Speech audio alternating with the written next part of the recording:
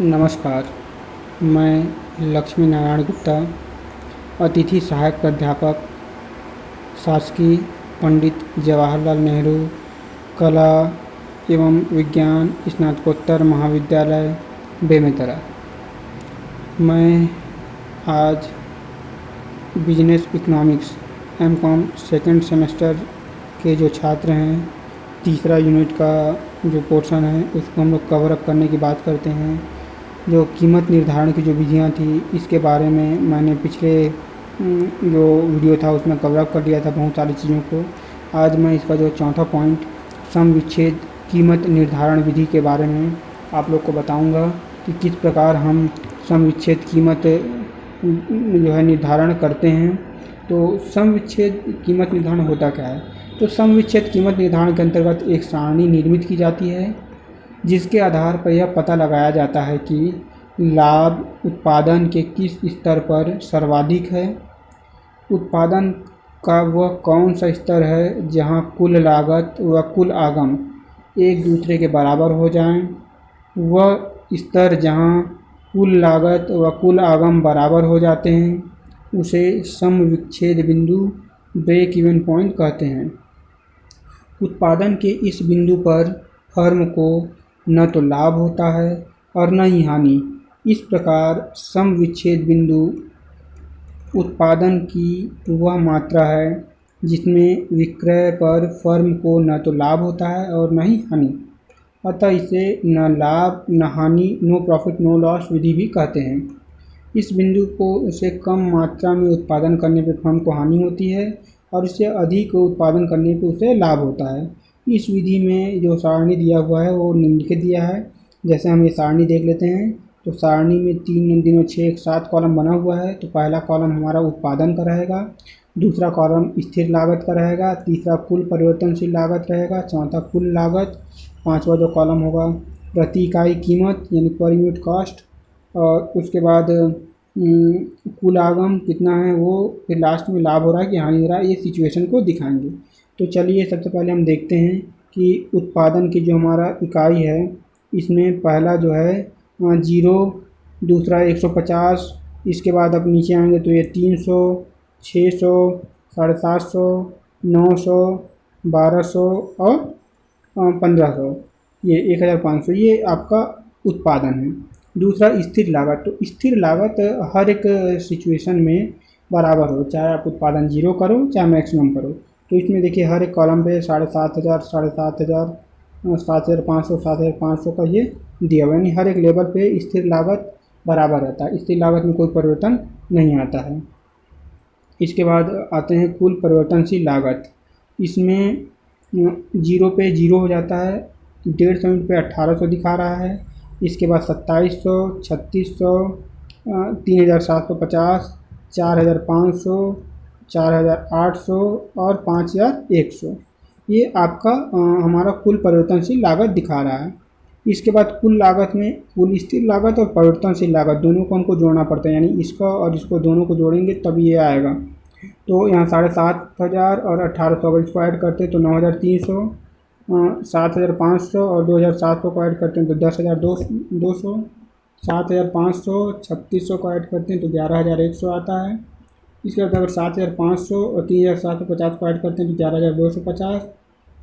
इसी तरह 7,500 और 4,500 तो ये 12,000, 7,500, 4,800 तो ये हो जाएगा 14,300, 7,500, 5,100, कुल मिलाकर के 12,600 ये आ जाएगा।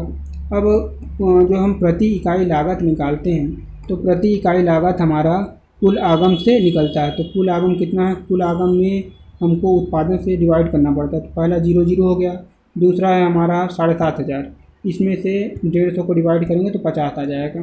तो इस तरह से 9,000 का अगर हम इसमें अगर इसे डिवाइड करते हैं 300 से तो ये आएगा 30, 10,800 अगर हम करते हैं जो हमारा आगम है 10,800 है तो इससे 18 रुपीज़। इसके बाद 11,250 का 15, 12,600 का 14 रुपये, 15,600 का 13 रुपये और 18,000 का 12 रुपये, ये आ गया। अब यहाँ पे हम कंपेयर करते हैं कि हमको लाभ हो रहा है कि हानि हो रहा है। तो हमारा कुल लागत यहाँ 7,500 है और जो कुल आगम 0 है तो यहाँ पे डैश दिखा दिए जीरो। दूसरे में 9,300 है और ये 7,500, दोनों का जो अंतर होगा ये 1800 हमको लाभ हो रहा है। फिर यहाँ पे देखो 10,200, 9,000, यहाँ पे माइनस में नुकसान हो रहा है, ठीक है। 11,100 है हमारा आगम, 10,800, तो ये भी हमारा -300। 11,250 यहाँ पे लागत है, 11,250 हमारा यहाँ पे ला आगम और लागत दोनों बराबर हो रहा है। इसको 0 पॉइंट यानी इसी को BEP बोलेंगे, ब्रेक इवन पॉइंट। इसके बाद अगर हम अगला बात करते हैं तो यहाँ 12,000 लागत है और हमारा आगम 12,600 है, तो 600 का प्रॉफिट हो गया। 14,300, 15,600, यहाँ पे भी प्रॉफिट हो गया। 12,600 और हमारा जो आगम है 18,000 हो गया। ये 5,400 ये हमारा लाभ हो रहा है। तो अब इस प्रकार से हम टेबल को अगर देखते हैं तो हमको समझ में आता है कि शुरुआत के जो 3 दौर 1, 2 और 3, ये दौर जो है स्टार्टिंग में क्या है, आगम कम और लागत ज़्यादा होने के कारण यहाँ पे हानि हो रहा है। और जो चौथा स्टेज है, ये वाला जो पॉइंट है, इसमें हमारा न तो आगम न तो लागत दोनों इनसे कोई अधिक नहीं है, बल्कि दोनों बराबर होने के कारण यह ब्रेक इवन पॉइंट आ जाता है। इसके बाद हमारा जो है आगम बढ़ रहा है, जैसे जैसे आगम बढ़ता जा रहा है वैसे वैसे हमारा लाभ भी क्या हो रहा है, यहाँ पे देखिए बढ़ता जा रहा है, ठीक। तो इस प्रकार हम कह सकते हैं कि जैसे जैसे हम उत्पादन को बढ़ाते जाते हैं वैसे वैसे हमारा जो है आगम जो है बढ़ता जाता है और इसकी जो कीमत है 12 रुपये तक आ जाता है। प्रति इकाई जो लागत है वो 12 रुपये तक आ जाता है। अगले हम बात करते हैं कीमत निर्धारण की जो मान्यताएं हैं, जो सीमाएं हैं, कौन कौन से ऐसे सीमाएं हैं, कौन कौन से ऐसे मान्यताएं हैं जिसके आधार पे हम कीमत का निर्धारण करते हैं। तो पहला है कीमत निर्धारण की इस विधि में कुछ मान्यताएं सीमाएं निम्नलिखित है। पहला, इस विधि का एक मान्यता यह है कि स्थायी लागत स्थिर होती है।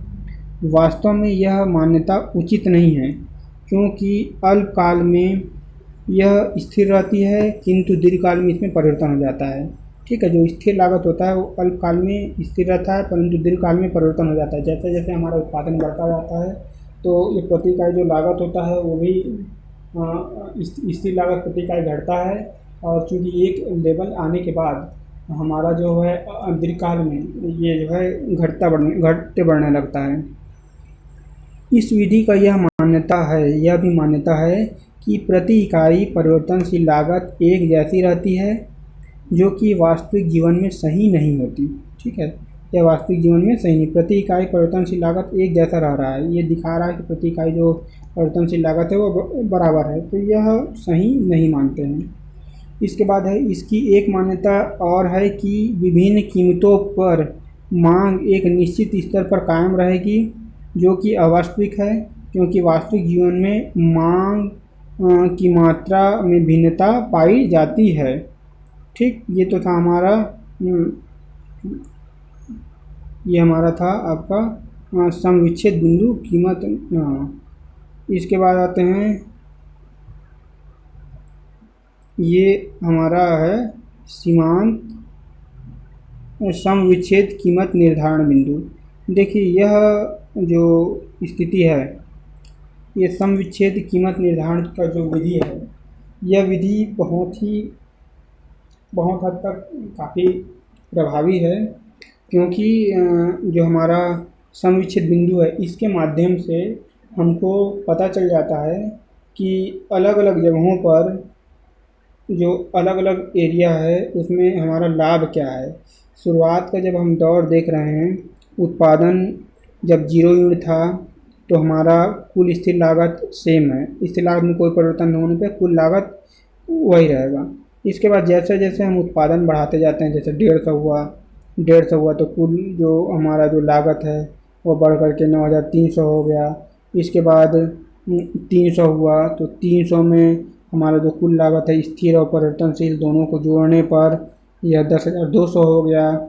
इसके अलावा जैसे ही हमने 600 यूनिट में पहुंचा तो यह 7,500 और 3,600 जोड़ करके 11,100 आ गया। फिर उसी तरह 750 में आए, 7,500 में तो उसमें कुछ और है, 900 में कुछ और है, 1,200 में कुछ और है, 1,500 में कुछ और है। प्रति इकाई जो लागत है हमारा कुल आगम से अगर हम यूनिट को डिवाइड करते जाएंगे तो इसमें हमको मिलता जाएगा। तो शुरुआत में 0 पे 0 0 डैश डैश हो जाता है। इसके बाद जब 150 यूनिट की बात किए तो 7,500 हमारा आगम था, तो हमने 150 से डिवाइड कर दिया तो 50 आ गया। इसके अलावा 9,000 को 300 से डिवाइड किए तो 30 हो गया। और उसके बाद फिर 10,800 को 600 से डिवाइड किए तो 18 रुपये हो गया। 11,250 को 7.5 से डिवाइड किए 15 रुपये हो गया। 12,600 को 9 से डिवाइड किए तो 14 रुपये हो गया। 15,600 को 1200 से डिवाइड किए तो 13 हो गया। और 18,000 को 1500 से डिवाइड किए तो ये 12 रुपये हो गए। तो ये देखो हमारा प्रति इकाई जो कीमत है वह जैसे जैसे आगम बढ़ता जा रहा है वैसे वैसे यह जो है घटता जा रहा है।